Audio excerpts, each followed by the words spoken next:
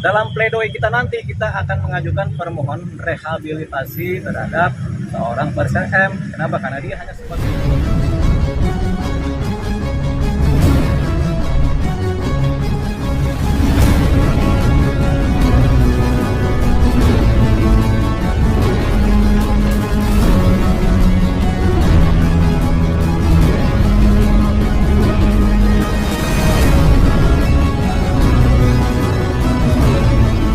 Jadi hari ini sidang keempat Faris RM sebagai terdakwa dalam kasus penyalahgunaan narkotika.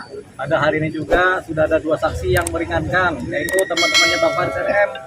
Mereka adalah para musisi yang banyak sekali mengetahui mengenai latar belakang seorang Faris RM, baik kepribadiannya, baik karakternya, baik tingkah lakunya, baik keahliannya dalam bermusik, baik kemampuannya mencipta lagu, dan juga mengenai tingkat popularitas beliau.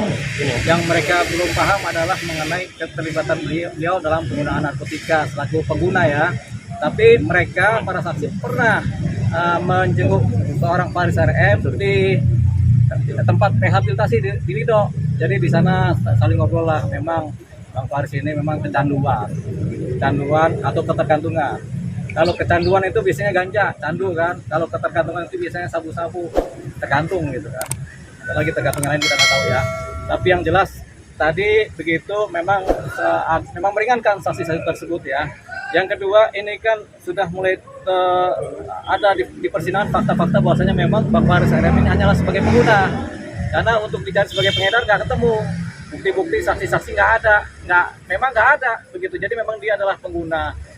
Terbukti dengan adanya tindakan membeli barang ini, narkotika ini kepada pihak lain kan gitu. Jadi dia hanyalah sebagai pengguna. Ini satu persoalan karena negara kita, kebanyakan negara kita ini kan sudah banyak tempat-tempat rehabilitasi terhadap penyalahgunaan narkotika atau korban-korban atau orang yang kecanduan narkotika kan. Jadi tempat rehabnya di rumah sakit A, B, C, D, di Lido juga ada pusatnya kan. Rehab. Jadi tujuannya rumah sakit rehab itu, tempat-tempat rehab tujuannya adalah supaya para pengguna itu tidak dipenjara, tidak disidang di penjara, tapi mereka langsung direhab supaya sembuh. Kenapa? Kalau mereka para pengguna narkotika di penjara, bukannya sembuh malah tambah gila, begitu.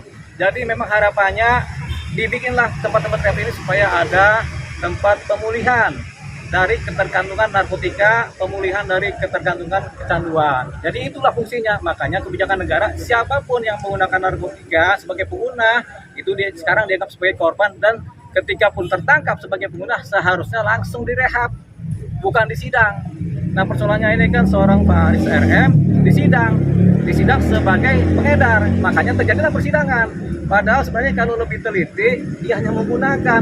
Terbukti di persidangan dia hanya menggunakan. Makanya ini adalah satu aktivitas hukum yang agak berlebihan terhadap diri seorang Faris RM. Kenapa? Karena dia bukan pengedar, tapi disidang sebagai pengedar. Padahal setelah terbukti di fakta-fakta persidangan, dia hanyalah sebagai pengguna.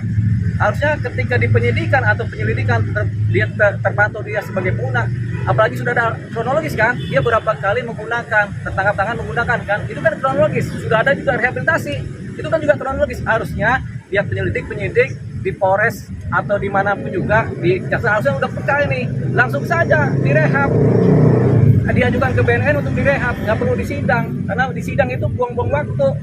Begitu, buang-buang tenaga, buang pikiran, pengacara juga suruh kerja, kan begitu. Jadi ini yang kita harapannya terhadap pengguna narkotika, hanya kasus inilah yang terakhir yang disidang. Selebihnya kalau ada pengguna narkotika kedapatan hanya sebagai pengguna, ya langsung direhab, karena tempatnya udah banyak. Ingat, apa tadi? Yaitu untuk memulihkan seorang pengguna, tempatnya adalah direhabilitasi, bukan di penjara. Kalau di penjara yang ada tambah gila, itu dia kuncinya. Makanya itu kuncinya. Jadi harapannya tidak ada lagi pengguna narkotika yang kemudian di penjara atau disidang sebagai pengguna. Itu dia. Karena negara punya kebijakan seperti itu sekarang ini. Nah, kita akhirnya akan mengajukan rehab dengan cara melalui pembelaan.